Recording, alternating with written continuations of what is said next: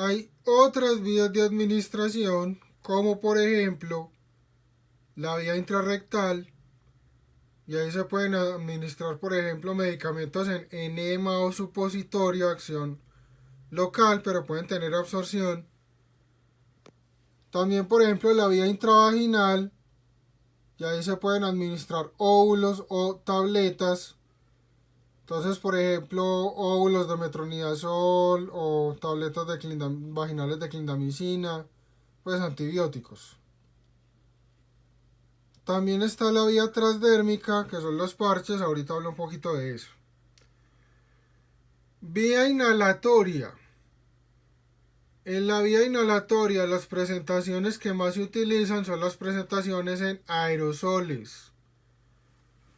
Un aerosol tiene un gas, que es como el vehículo, que es como el medio, como el excipiente, que lleva el principio activo, y tiene unas partículas sólidas disueltas en ese gas, y habitualmente en las partículas es donde está el principio activo, la parte del medicamento que va a dar el efecto. Cuando se administran aerosoles, se busca más un efecto local, un efecto en el pulmón. Hay otra forma, y es administrar un gas como tal, o el aerosol con partículas muy pequeñas, y ahí puedo tener un efecto sistémico. ¿De qué depende? Depende del tamaño que tengan las partículas y qué tan liposolubles sean. Las partículas menores de 5 micras pueden atravesar la membrana alveolo-capilar. Entonces, pulmón, bronquios, alveolo, difunden la membrana alveolo-capilar, pasan a la circulación y de ahí efecto sistémico. O lo otro, si se tiene un gas como tal y el gas tiene el principio activo. Eso aplica, por ejemplo, para los anestésicos que se utilizan en cirugía. Entonces, vía inhalatoria habitualmente se busca un efecto local. Pero según el tamaño de las partículas, según los liposolubles, se puede tener efecto sistémico. Otro ejemplo no terapéutico, entonces sustancias de abuso. El cigarrillo, el bazuco. Esas son sustancias que se administran por vía inhalatoria.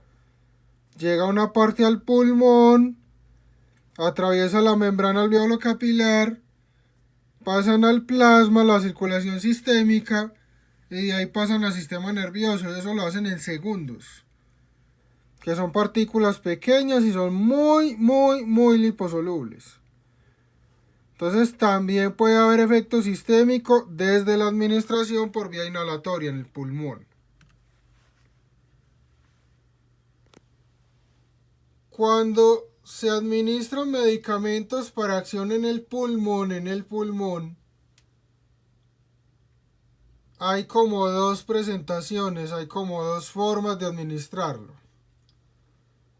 Bueno, en realidad hay más, pero hay dos que son las principales. Una nebulización. Una nebulización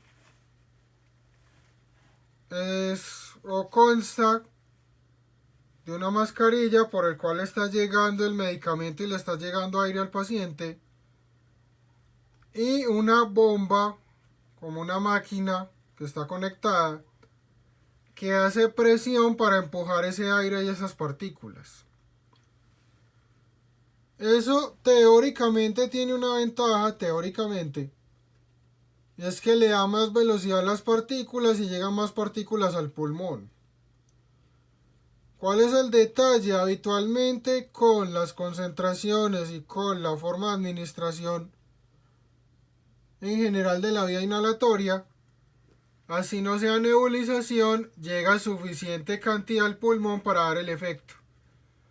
Entonces digamos que la nebulización podría actuar un poquito más rápido, pero no hay mucha diferencia pues así como importante. La otra forma son los inhaladores de dosis medida. Inhaladores de dosis medida. Esos se administran también con una presión, pero mucho menor. Viene el aparatico, se aprieta y el contenido que libera el paciente lo inspira. Cada vez que el paciente hace eso se denomina puff, P-U-F-F, puff. Entonces cuando usted escuche que a un paciente le formularon 2 puffs de salbutamol cada 2 horas, quiere decir que coge el inhalador, lo pone cerca a la boca, aprieta el inhalador, inspira el contenido. Eso es un puff, entonces va a hacer eso 2 veces cada 2 horas. Entonces tenemos nebulización e inhalador de dosis medida.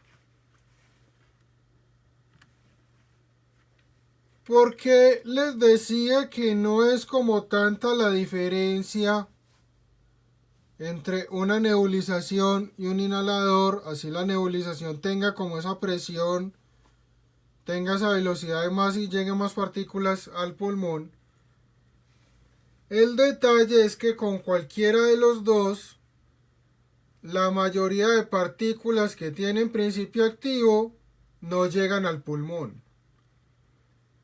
La mayoría de las partículas que están tanto en la nebulización como en el inhalador de dosis medida son partículas muy grandes.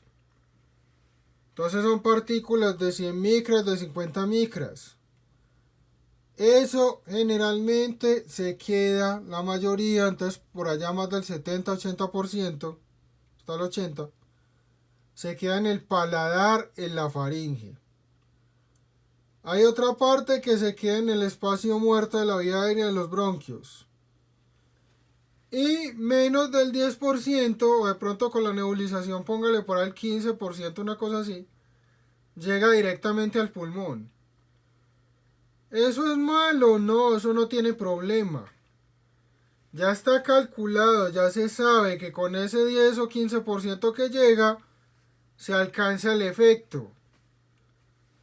Entonces sí, con la nebulización se impactan, se pegan menos partículas del paladar.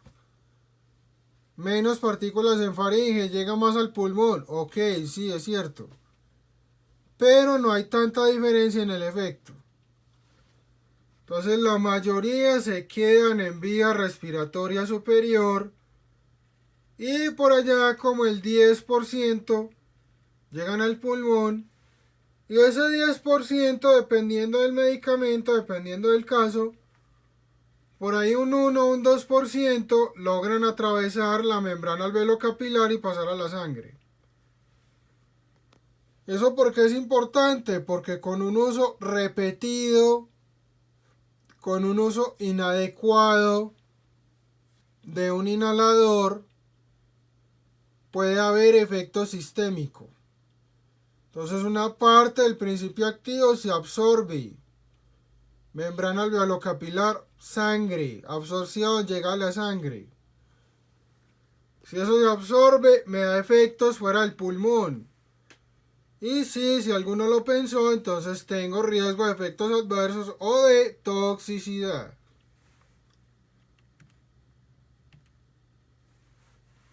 Vía transdérmica.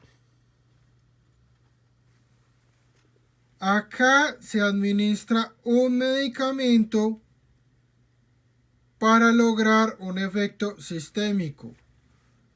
Esto es como parecido a lo que les mencionaba de presentaciones de depósito por la vía intramuscular.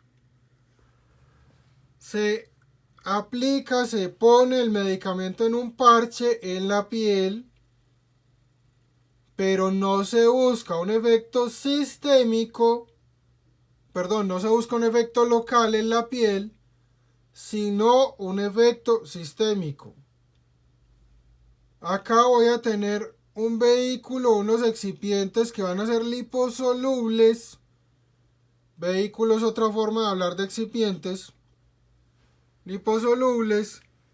y eso va a ayudar a que el principio activo atraviese todas las capas de la piel, llegue a la sangre y de ahí me dé un efecto sistémico. ¿Qué ventaja tiene la vía transdérmica? Que me va a mantener el efecto varios días. Entonces se pone el parche y el medicamento se va liberando varios días desde el parche. Desventaja, que a veces la absorción puede ser irregular, puede ser errática, puede cambiar mucho. Si está haciendo calor o está haciendo frío, si el paciente sudó. Y lo otro, dependiendo del medicamento, entonces por ejemplo le mandaron un parche de fentanilo, que eso es un opioide, es para dolor. Ese parche se supone que debe estar ahí 3 o 4 días y estar liberando todo el tiempo medicamento. Se metió a bañar, no se quitó el parche, no se acordó, se le cayó el parche, perdió el medicamento ahí. Le ordenaron un parche de lidocaína que también se utiliza para dolor. Salió a romper la cuarentena a caminar en la oriental, estaba haciendo mucho calor, sudó mucho, le cayó el parche y no se dio cuenta. Entonces también tiene como esas desventajas. Entonces transdérmico, atraviesa toda la piel, llega hasta la sangre y me da un efecto sistémico. Ventaja de los parches, va a haber un efecto por horas o por días, se mantiene el efecto, se va liberando medicamentos del parche. Y como les decía, tiene que ser con excipientes y con principio activo liposolubles para que puedan atravesar todas las capas de la piel.